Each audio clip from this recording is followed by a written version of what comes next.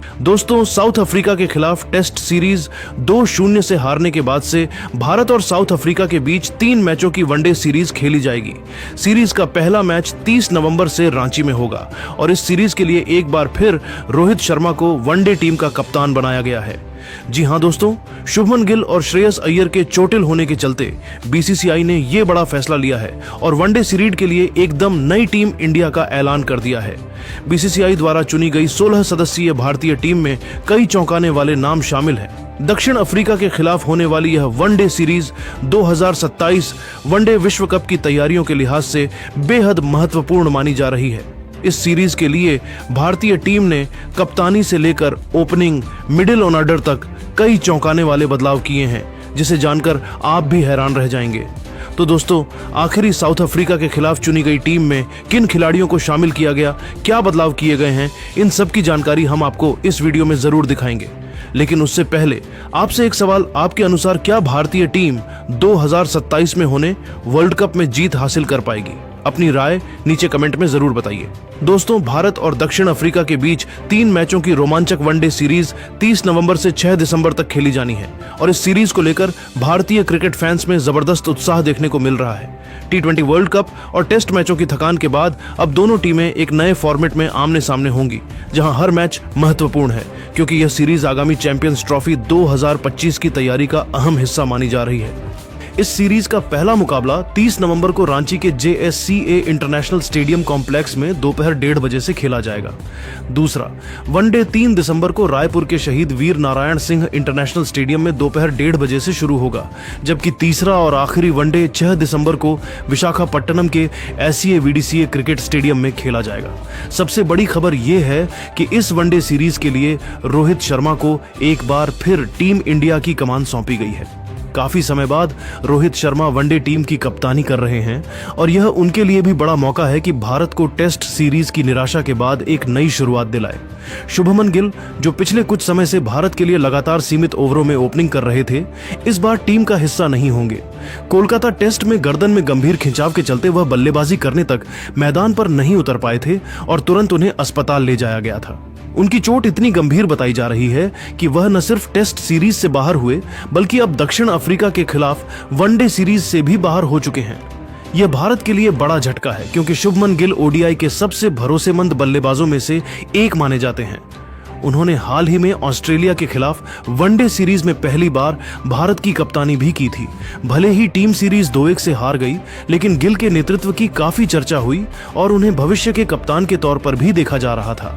लेकिन उनकी चोट ने भारत की योजनाओं पर ब्रेक लगा दिया। वहीं टीम इंडिया के उपकप्तान श्रेयस अय्यर भी इस सीरीज से बाहर हो चुके हैं।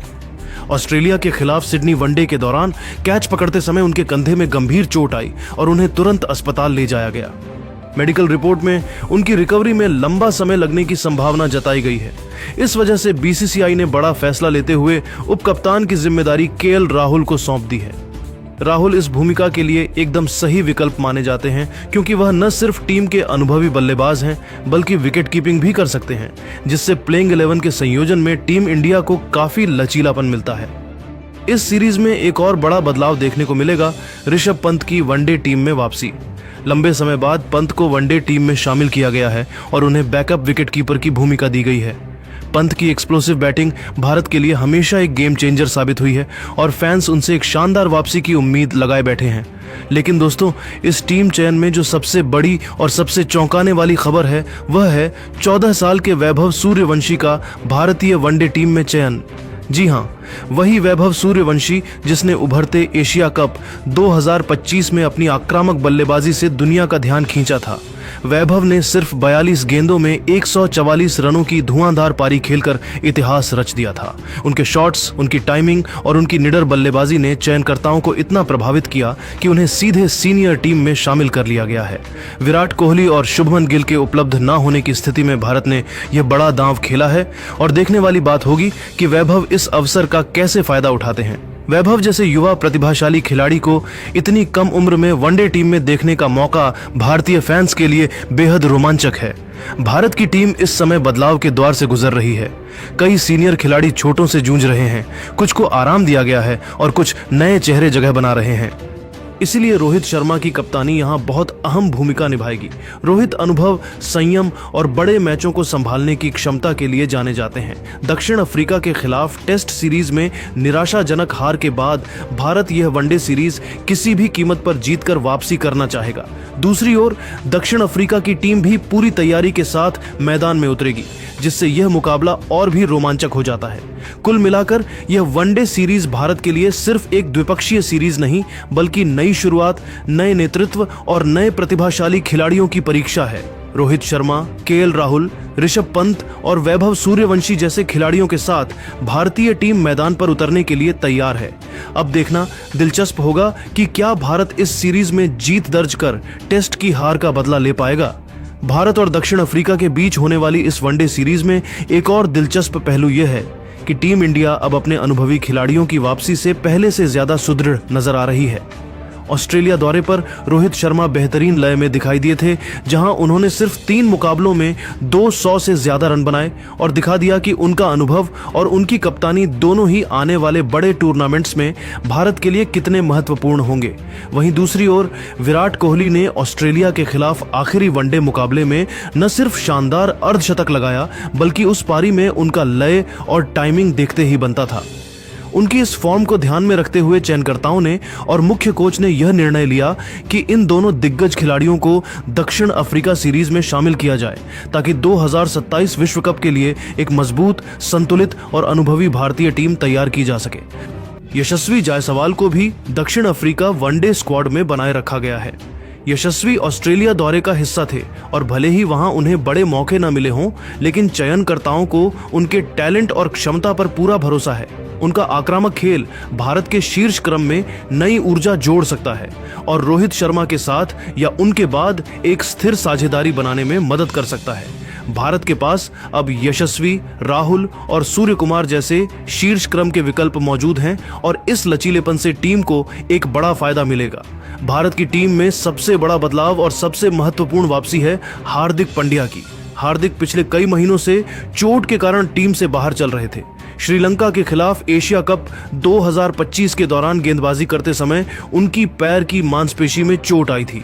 ये चोट इतनी गंभीर थी कि उन्हें न सिर्फ एशिया कप छोड़ना पड़ा, बल्कि वह ऑस्ट्रेलिया दौरे की T20 और वनडे दोनों सीरीज से बाहर हो गए।